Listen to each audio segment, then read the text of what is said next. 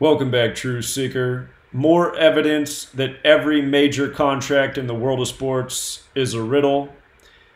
And the only question I'm left with is, are these people even really getting this money? Or is this just to make the masses gawk and dream and wish they could be paid as such? Again, most of these athletes in a single game make a lot more than the average man makes working in multiple years.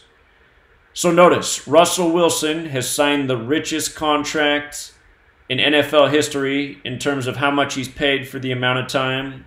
The contract's $140 million with $107 million guaranteed. If you missed my work on Aaron Rodgers' contract, go back and check that out. But just right away, it only took about 2 seconds to see why Russell Wilson got a $140 million contract with the $107 million guaranteed. Has everything to do with where the Seahawks play. Seattle, Washington. Washington and Gematria is 140. Seattle is 107. 140 million, 107 guaranteed. But why today? Why the 106th day of the year and not the 107th day? This contract on April 16th, the 106th day. Seattle, Washington. Seattle, WA, like I'd write on an envelope, 106. Russell, also 106. Russell Wilson on the 106th day. And a few other notes from Russell Wilson's last birthday to today's is 139th day of his age. Seattle, Washington, also 139 in Gematria. Freemasonry, what controls the world of sports, what operates by this code, 139. Again, American football, credited to Walter Camp, the Scottish Rite Freemason.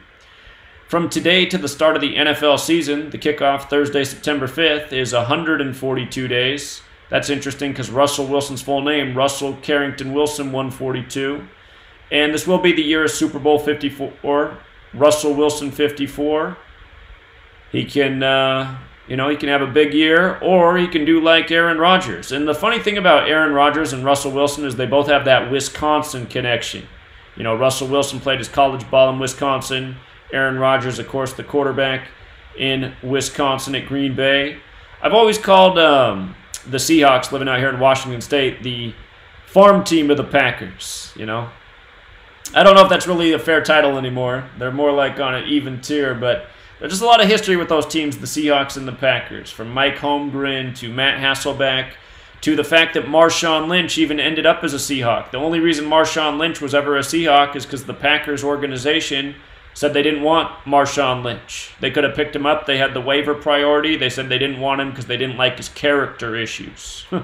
Which should just show you what a joke the NFL is. Imagine if Aaron Rodgers in his prime playing with Marshawn Lynch in his prime had been teamed up, which is exactly what would have happened. So essentially what the Packers franchise said is we don't want to win Super Bowls. But that's because it's all a rigged joke. You know, all the NFL teams are in a profit-sharing scheme. It's a big business. It's a big deception.